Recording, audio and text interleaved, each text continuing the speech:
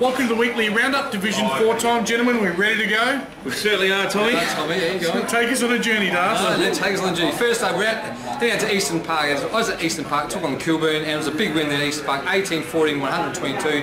Kilburn 12-21, 93. Oh, as we said. That's bad kicking. 21 points. Bad football. Bad football. So nearly same scoring shots, but big win at Eastern Park. So Eastern Park, Mansell with 6 again. He's always amongst the goal scorers. Gatto with 3, Brady with 2, McCullum with 2, McMullen, and then individuals to a few other players with the Clements, Lewis, Mansell, Peter, and Cap in the best players. For Kilburn, it was Martin and Long kicking 3, whilst Nash was the best player. This was 3rd versus 4th, and it probably suggests that the top 3 are the top 3 teams. Top 3 set, yep. Pretty close, you know, 3/4 time there was there's only 21 points in it. Kilburn up at half. Yep, you know, so it's, you know, Eastern Park at home is always a tough, isn't it? You go out into White Reserve. Yeah, spread themselves around the oval, the spectators, as they do. If any club's probably on par with them to be able to handle it, it's probably Kilburn, but, you know, Didn't get the job done. didn't get the job done. I'm surprised we didn't start at the battle between 1 and 2. Very much a game of the round, and it played out that way. It was at Morphy Park, and it was Morphy Park 12-14-86. North Haven just getting the chocolates 13-9-87. Less scoring shots, but obviously more efficient. Yep. And we can hear, you can probably hear the dulcet tones of the North Haven coach in the background. He's being interviewed. Being interviewed, yes. For Morphy Park, mate. Who? You, mate. Me, Morphy Park. Joe Watt with 4, Campbell with 2, Murphy with 2, Barnett, Barrow, same all with a few other individuals there, with the best players Wesley, Rainey and Murphy.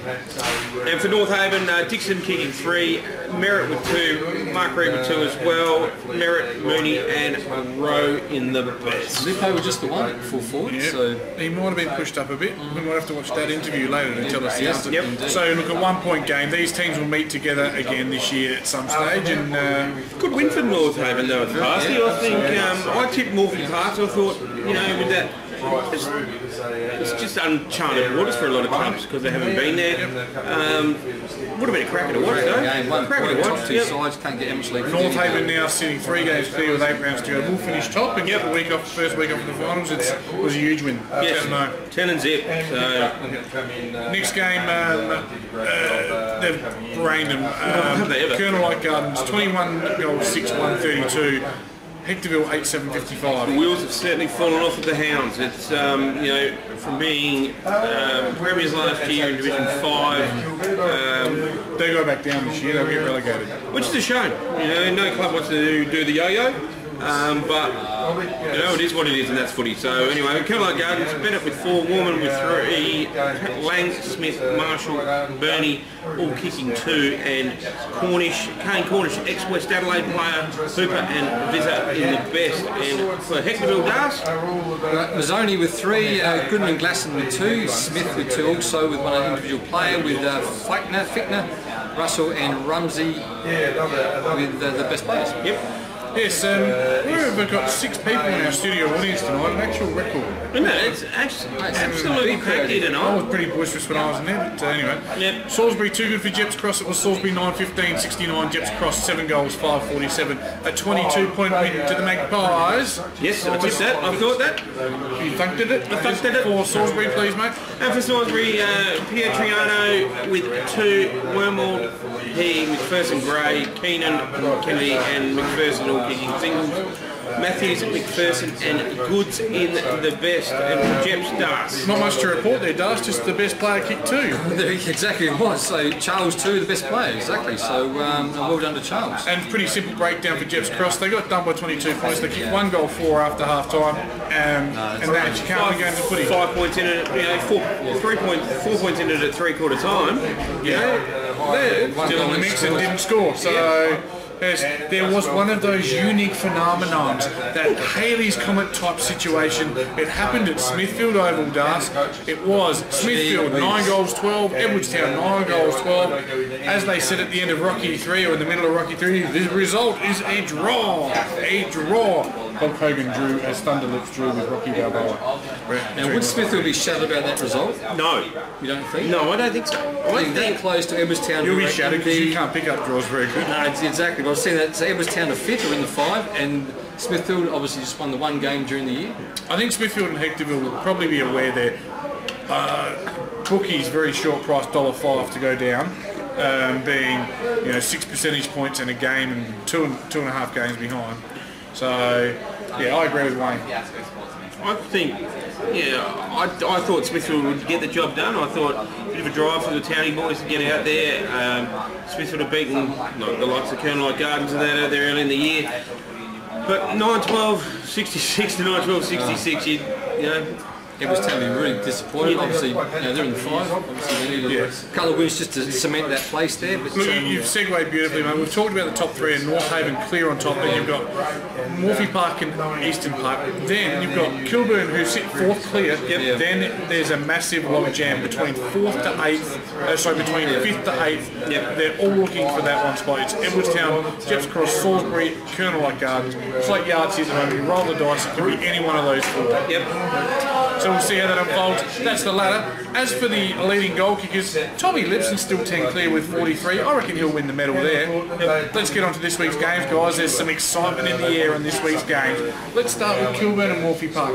This is where we'll find out how good Morphy Park are. Can they travel to a place like Kilburn?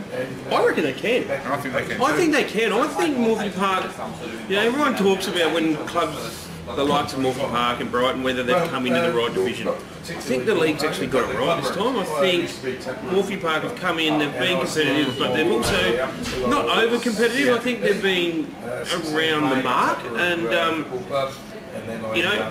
I think they're good enough to beat Kilburn at home. No, I agree this one. I think Kilburn, Morphy Park for me. I agree as well. You agree as well? And pose for flash photography. Yeah. What's he doing? And next game, boys, it's the battle between 9th and 10th.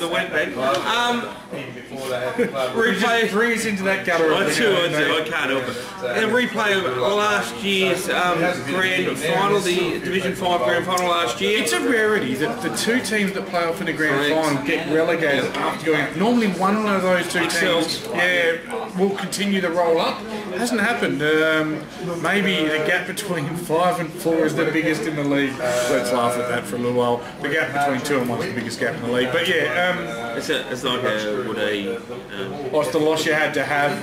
All those would a Div 7 side, Div 1 reserve team. Yeah, right. Well, you play against Seagrave, you tell us.